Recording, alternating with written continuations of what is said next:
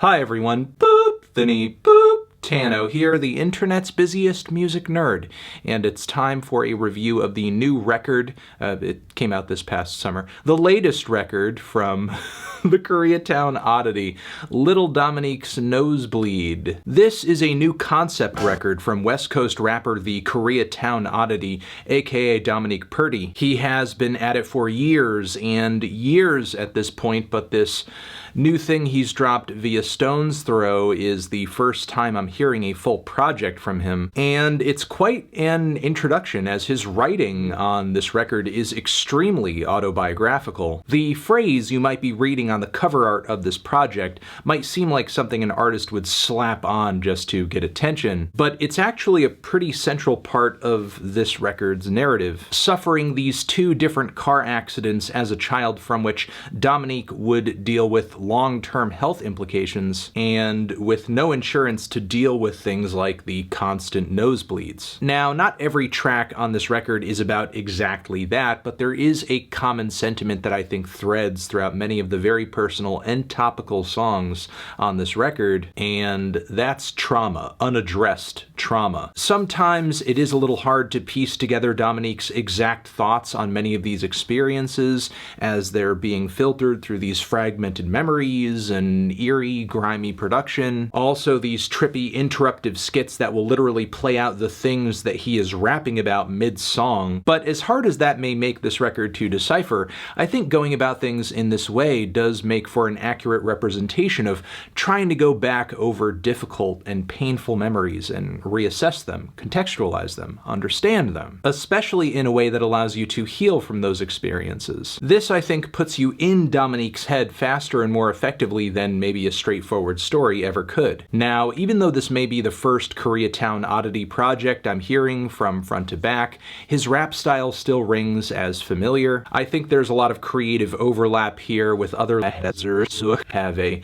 similarly alternative flair, be it Homeboy Sandman or Quelle Chris. I'm not saying one artist here is ripping off the other or vice versa. All I'm really trying to point out is that if you've enjoyed the laid-back flows and very frank tone and delivery those artists have delivered on their major projects, I see no reason why you couldn't coast into the sound of this one over here and then be blown away by the passion and diaristic surrealism that Dominique laces into multiple tracks here. Not to mention the production, which is consistently great and sounds like the next step in continuing Stone's Throw's ongoing tradition of celebrating beats that are left field, eclectic, jazzy, lo-fi. Think Madlib, think Dilla, but pushing it to a slightly more experimental and theatrical place. The kicker is, though, that Dominique produced this entire thing himself, and as a result there are some very textured but stunning beats that support the storytelling of this project really well. On the intro track, Looking Back from the Future, we start off with these disorienting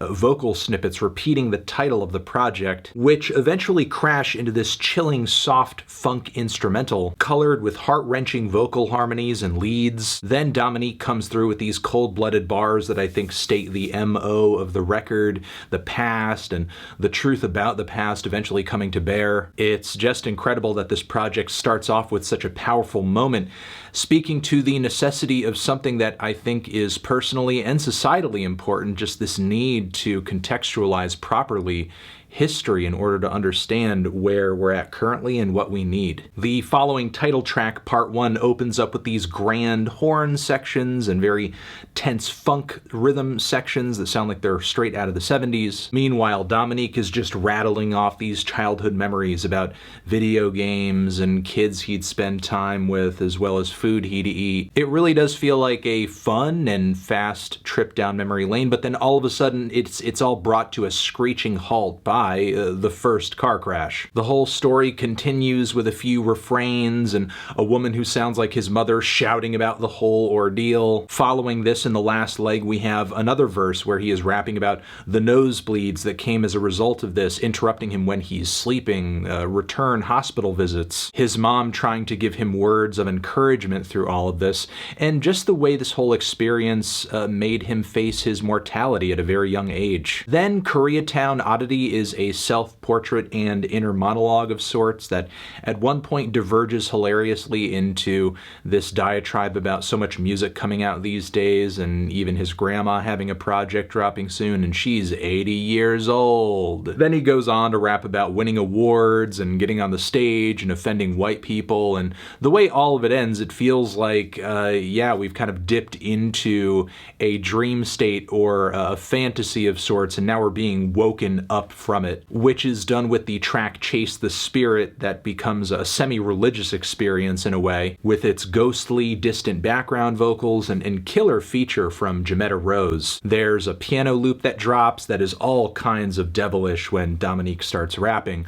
but honestly the most intense moment on the track is the vocal break, where we are getting these repetitions of Chase the Spirit and the very surreal rapping and effects that follow after. For the following memory-themed GINKABILOBA, Dominique drops these tight raps over this zany vintage loop that MF Doom might have done something amazing on in his prime. Lyrically, this track brings more funny reminiscing that is a lot like what had started off on the title track, where playing Ninja Turtles at one point in the track, the song literally breaks to blow into the cartridge of the game and put it back in and restart things. Getting into fights, idolizing wrestlers, dealing with hustlers, which effectively transitions us into the next song thematically, Weed in LA. Even though what we're hearing is not like a literal linear story, the way that it all links is super creative, and there is so much intent behind how each track follows the next. This song is effectively a funny little commentary about weed becoming legal in California and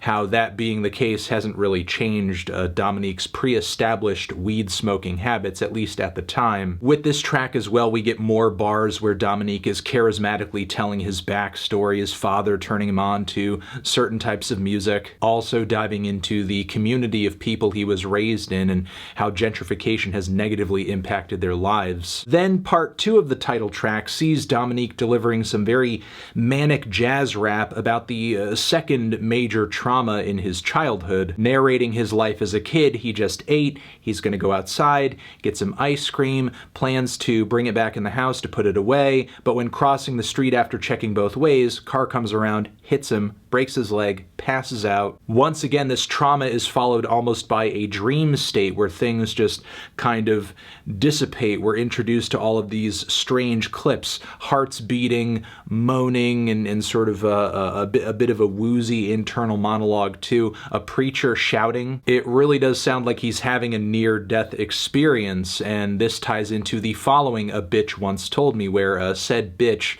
essentially tells him that life ain't that deep.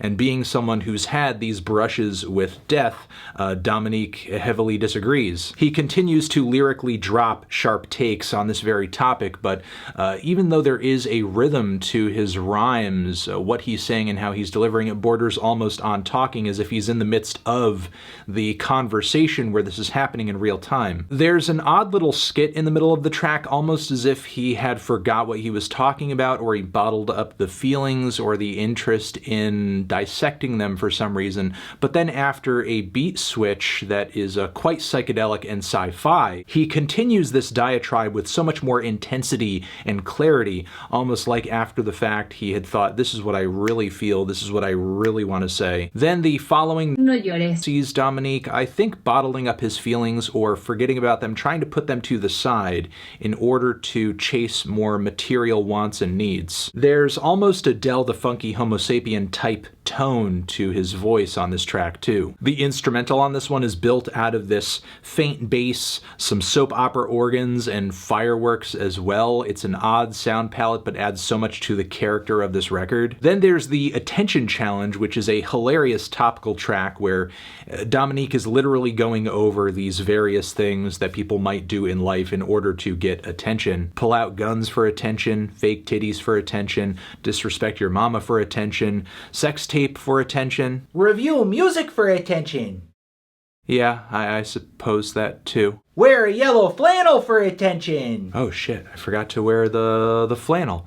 Oh my god. What are we gonna do with this guy? Then the black Google skit at the very end of the song is maybe two of the funniest minutes I've heard on any hip-hop record this year. As dark, depressing, and harrowing as some parts are, Dominique is not really shy about showing his comedic wit on any corner of this record, honestly. Then the following Kimchi is an ode to Koreatown and the not-so-Korean people that make up much of its community. Dominique dives deeper into his relationship with his mom and with his dad, citing that even though there was some distance there in many respects, they did bestow on him a value for the truth. Plus, the refrain on the song, "The place where I be wasn't all kimchi," is easily one of the coldest things I've heard in 2020. Next, The World's Smallest Violin is a track where we hear Dominique not just rapping but also singing. His vocals are rough and he knows it, but the passion is certainly there, especially in his rhymes, especially in that somber little violin loop that plays throughout much of the track. And while he does drop quite a few bars on this thing about overcoming obstacles and adversity and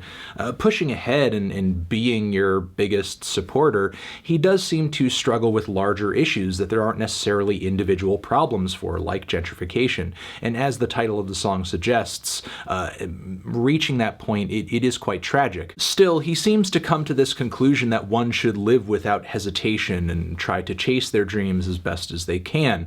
And my favorite part of the entire track is maybe the refrain where he's singing over this weary horn line in the last leg. No matter how tough right now things seem to be, when you wait patiently, your time will come, you see. We All Want Something with Anna Wise is a very spacey interlude that works as another palate cleanser in the track list, though I think it could have been a little shorter. Then the last full song on the record, Lap of Luxury, quickly brings things to, I guess, as much a conclusion as one could come to on a project like this, maybe, where Dominique is rapping not necessarily about being able to a Scrooge McDuck dive into a pile of cash.